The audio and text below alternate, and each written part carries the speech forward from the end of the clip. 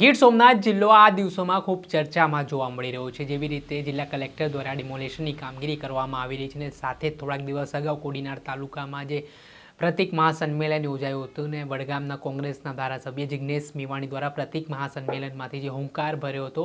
જેવી રીતે ગીર સોમનાથ જિલ્લામાં ગેરકાયદેસર પ્રવૃત્તિ ચાલી રહી છે તેમાં કલેક્ટર દ્વારા કોઈ પણ પ્રકારની કાર્યવાહી કરવામાં નથી આવતી તે પ્રકારના આરોપો પણ જિગ્નેશ મેવાણીએ લગાવ્યા હતા અને સાથે જ ગીર સોમનાથની જનતાને આગામી સમયમાં કોઈ પણ ગેરકાયદેસર પ્રવૃત્તિ ચાલતી હોય તો જિગ્નેશ મેવાણીનો સંપર્ક કરજો તે પ્રકારની વાત કરી હતી। જો કે હવે કલેક્ટર એક્શન મોડમાં જોવા મળી રહ્યા છે।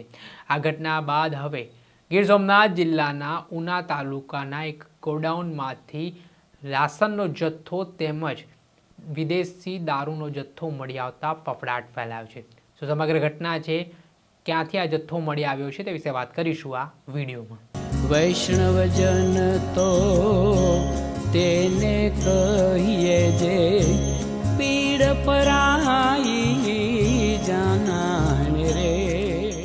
નમસ્કાર દર્શક મિત્રો, નવજીવન ન્યૂઝમાં આપનું સ્વાગત છે। હું છું ફૈઝાન। ધારાસભ્ય જિગ્નેશ મેવાણીની હુંકાર બાદ હવે ગીર સોમનાથ જિલ્લા કલેક્ટર એક્શન મોડમાં જોવા મળી રહ્યા છે। ગેરકાયદેસર પ્રવૃત્તિઓને ડામવા માટેના પ્રયાસો હવે શરૂ થતા હોય તે પ્રકારની સ્થિતિ સામે આવી છે। વાત કરીએ તો ગીર સોમનાથ જિલ્લાના ઉના તાલુકાના અંજાર ગામે જતા એક રસ્તામાં ગોડાઉન આવે છે ને ગોડાઉનમાં ગીર સોમનાથ જિલ્લા કલેક્ટરને બાતમી મળી હતી કે તે ગોડાઉનમાં અનાજનો તેમજ વિદેશી દારૂનો જથ્થો પડેલો છે।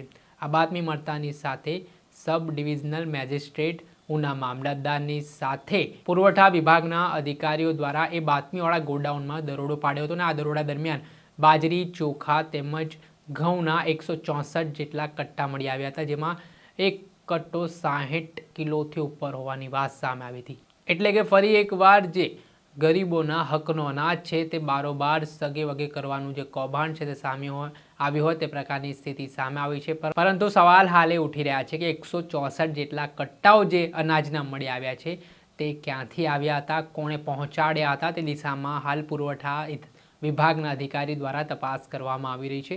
સાથે જ આટલું જ નહીં, ત્યારબાદ ગોડાઉનમાં ઉપરના ભાગે તપાસ કરતા 1300થી વધુ વિદેશી દારૂની બોટલો મળી આવતા ફફડાટ ફેલાયો હતો। આ મામલાને લઈને હાલ જે ઉના તાલુકા મામલતદાર છે તેમના દ્વારા ફરિયાદ નોંધવાની પણ તજવીજ હાથ ધરી છે।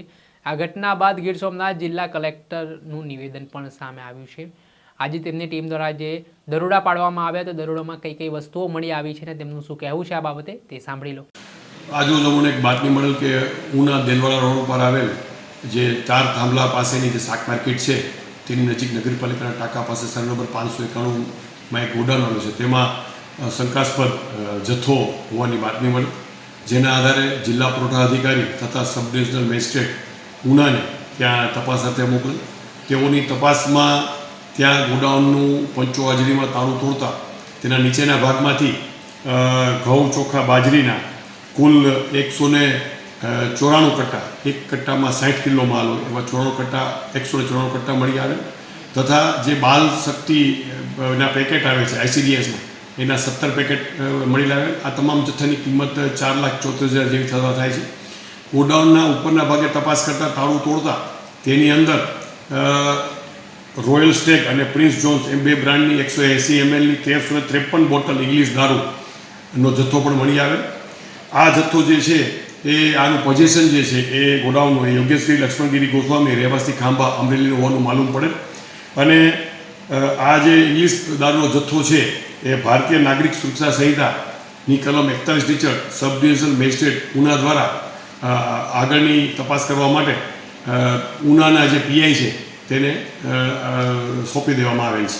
આ હતા ગીર સોમનાથ જિલ્લા કલેક્ટર દિગ્વિજયસિંહ જાડેજા, જેમાં જે બે કિસ્સાઓ સામે આવે છે। એક જ ગોડાઉનમાંથી ગેરકાયદેસર રીતે અનાજનો જથ્થો મોટી માત્રામાં મળી આવ્યો છે ને બીજો જથ્થો છે તે વિદેશી દારૂનો મળી આવતા ફફડાટ ફેલાયો છે। જો કે આ મામલામાં ઊંડાણપૂર્વક તપાસ કરતા સામે આવ્યું છે કે જે આ ગોડાઉનમાંથી આ ગેરકાયદેસર અનાજ તેમજ વિદેશી દારૂનો જથ્થો મળી આવ્યો છે તે ગોડાઉન અમરેલી જિલ્લાના ખાંભા તાલુકામાં રહેતો યોગેશગીરી લક્ષ્મણગીરીનો હોવાનું સામે આવ્યું છે। અને આ મામલાને લઈને હાલ આ સમગ્ર બાબતે ઉના મામલતદાર દ્વારા હવે પોલીસ સ્ટેશનમાં ફરિયાદ કરવામાં આવશે ને આ કેટલા સમયથી કોના દ્વારા ગેરકાયદેસર રીતે અહીંયા સંગ્રહખોરી કરવામાં આવી રહી હતી તે મામલે પણ હાલ તપાસ પોલીસ દ્વારા આદરી દેવામાં આવી છે. દર્શક મિત્રો, અત્યાર સુધીમાં બસ આટલું. આવા નવા વિડીયો સાથે આપણે માહિતગાર કરતા રહીશું. એટલે નવજીવન ન્યૂઝની ચેનલને આપ લાઇક કરી લો, સબસ્ક્રાઇબ કરી લો અને વધુમાં વધુ શેર કરી તમે નવજીવન ન્યૂઝના પરિવારના હિસ્સા બનો. નમસ્કાર. વૈષ્ણવજન તો તેને કહીએ જે